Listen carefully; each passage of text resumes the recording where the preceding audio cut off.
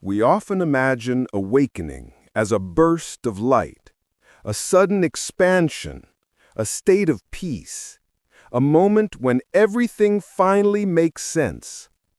But what if the beginning of true awakening feels more like collapse? Not the kind of collapse that destroys you, but the one that quietly dismantles everything false, every identity, every illusion you've told yourself. This is the silent collapse, a phase most spiritual teachers rarely speak of, because it's not beautiful, it's not comfortable, and it doesn't sell books or enlightenment courses.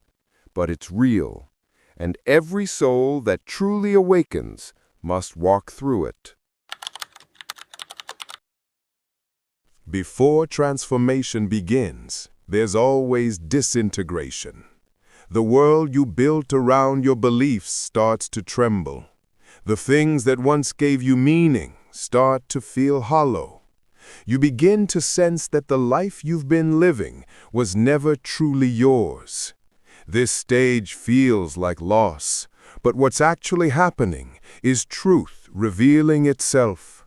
The layers of who you thought you were begin to fall away. It's not punishment, it's purification. The soul is preparing for clarity by removing everything that's not real. Modern spirituality often sells you comfort. It promises peace, abundance, and alignment, as if awakening means never feeling pain again. But real awakening isn't about escaping suffering. It's about learning to see suffering without running away. Pain isn't the enemy. Pain is the teacher. It shows you what still needs to be healed. It points toward the places where love has not yet reached. The idea that high vibration means always feeling good is a misunderstanding. The truth is, the higher your awareness, the deeper your sensitivity. You feel more, not less. You become open to both light and shadow. Every awakening journey eventually meets one great resistance: the ego. The ego is not evil. It's just afraid. It was built to protect you, to give you a sense of identity, purpose, and control. But when the soul begins to expand, the ego feels threatened. It fights, clings, argues, defends. It says, "Don't let go, you'll lose yourself." And in a way, that's true. You will lose yourself, but only the false one. What's revealed underneath is not a smaller identity, but a vast consciousness that was always there, watching, waiting, silent. This is not death. This is awakening. As the light of awareness grows, the shadows hidden inside us become visible. Old wounds, jealousy, anger, control, fear. They rise to the surface not to destroy you, but to be seen. Carl Jung called this the integration of the shadow. Everything you deny in yourself doesn't disappear. It hides, influencing your choices, your relationships, your patterns.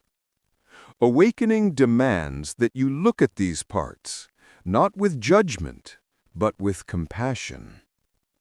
Your anger shows where your boundaries are.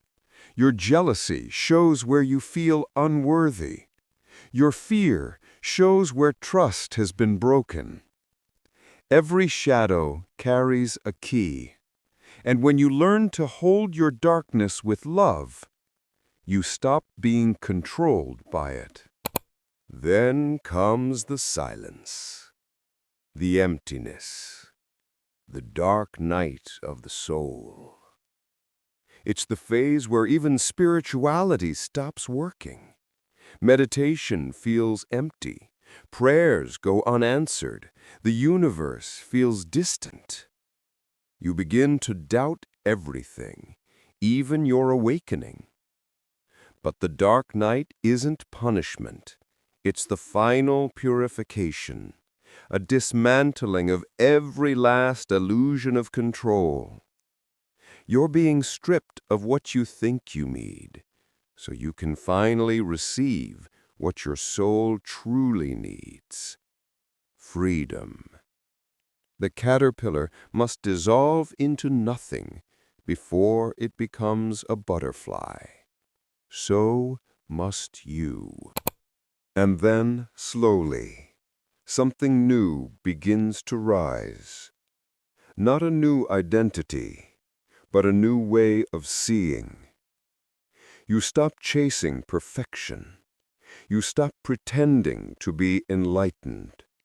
You start allowing life to flow, messy, imperfect, alive. Peace returns, but this time it's different. It's not the peace of escape. It's the peace of acceptance. You no longer need everything to make sense. You're comfortable not knowing. You're comfortable being human. That's the real enlightenment. Not an escape from life, but an embrace of it. When the ego dissolves, what replaces it is humility. Not weakness, but openness. You realize everyone is walking their own version of the same path. You stop judging those who are asleep and start serving from compassion. True spirituality is not about becoming special. It's about remembering we are all part of the same whole. You don't need a title, a guru, or an audience to be awakened. You just need presence, honesty, and love. So if your world is collapsing, if everything feels uncertain and silent, don't rush to fix it. You might be exactly where awakening begins. The light you're searching for is already inside the darkness you're avoiding. This is not the end. This is the beginning of the silent collapse.